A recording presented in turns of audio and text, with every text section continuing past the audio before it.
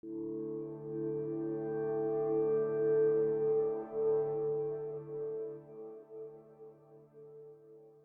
guys, and welcome to episode 6. Today I'm going to cover reverb and delay, and the reason why is because everybody's been asking. So in front of me I have the Predator project, and I'm just going to play the lead sound with the reverb and delay.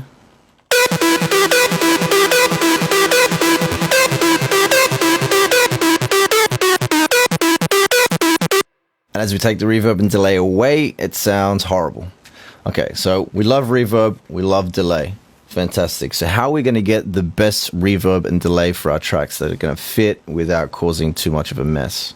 This is one of those things that does take a little while to get right. I remember when I first discovered reverb, I think I started putting it on everything, and it does. In a certain way, it makes everything sound better. But there is a point where it becomes too much and you start to lose clarity in your mix. So it is really important to know where to use reverb and where not to use reverb.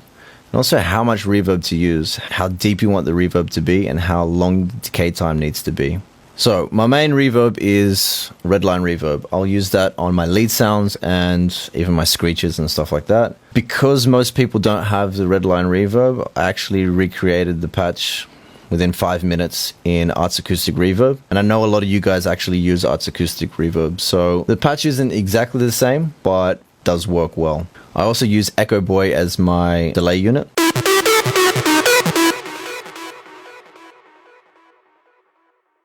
You can use any delay engine you like. For the sake of this tutorial, I'm going to stick with Echo Boy because I don't have any other delay units that are capable of doing delays for Mac. Okay, so now in front of me I have my delay.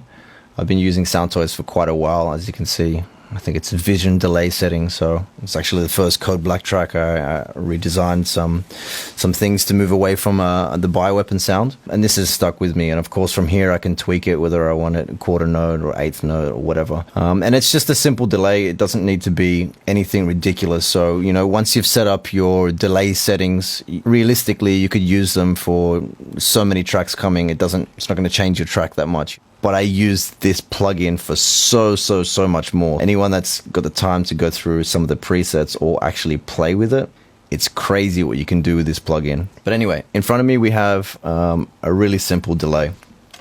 I'm going to give you guys this preset along with the Arts Acoustic preset. But you can apply these settings to any delay you want. It's a quarter note delay. It is a ping pong delay, so it's going to bounce to the left, to the right. If you can hear that. I've got some low cut, so basically over time, if you can hear that, over time this delay will have less and less low end, and there's also a high cut, so as the delay goes on, each feedback's gonna have less and less high end as well. So it's this kind of band pass that comes in, and as the delay goes on, you get less low end, less high end by every single echo that there is. I send -3 dB as an FX send to Echo Boy, and I also send it to the Redline reverb, but in this case I'm gonna do Arts Acoustic Reverb.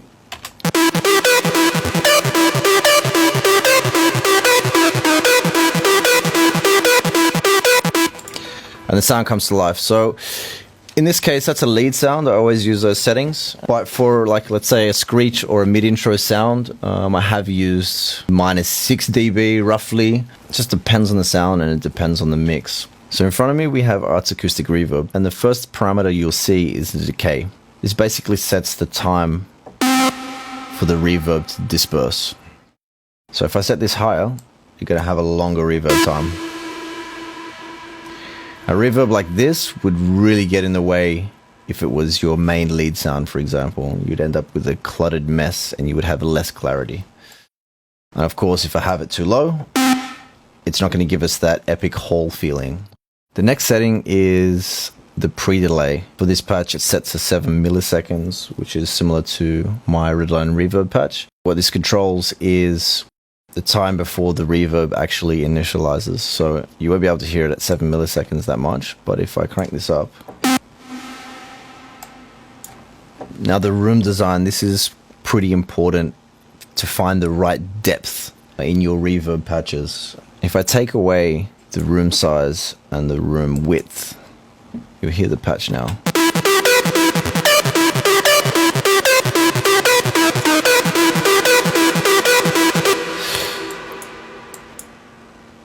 So it goes from being a pretty small room to a very large, almost cathedral type effect. And of course you still have that tail, so you still have that length, which is predefined by the decay.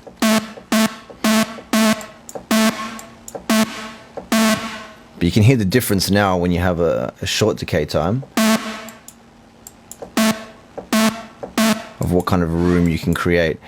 If you wanted to create a small room effect, you would definitely have to play with the room width, the room size, and the decay. And if you wanted to create the effect of being in a cave, a cavern, a church, or something like that, or a hall, you would have to be cranking up not only the decay, but the room size and the width. They all go hand in hand.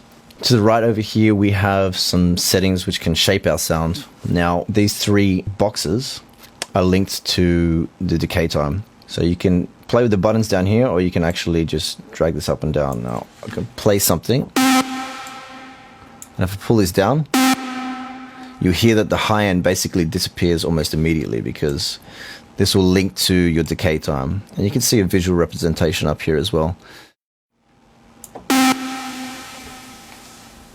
And now you hear that hissing, it just continues. So this is a good way to control and split bands, so you can have the decay time of your high end, for example, the hiss, kind of be shorter than the body of your reverb, which can be important, definitely in lead sounds. You've also got this EQ slider here,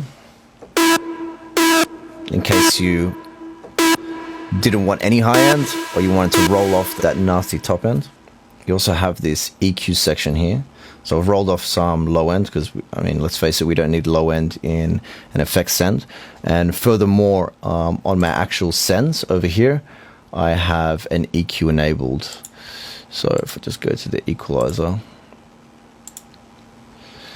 there's actually an EQ enabled on all my effects sends rolling off the low end. And back to the plugin.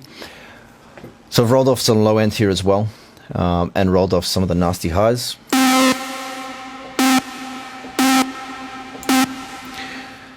And don't be afraid to play with these settings. It's always important to play with VST plugins and to figure out what each parameter does. I'm not here just to give you guys patches, but I want you guys to actually go out and learn all the parameters of these plugins and also learn why these patches work in certain scenarios. Hope you guys enjoyed this episode. I'll see you next time.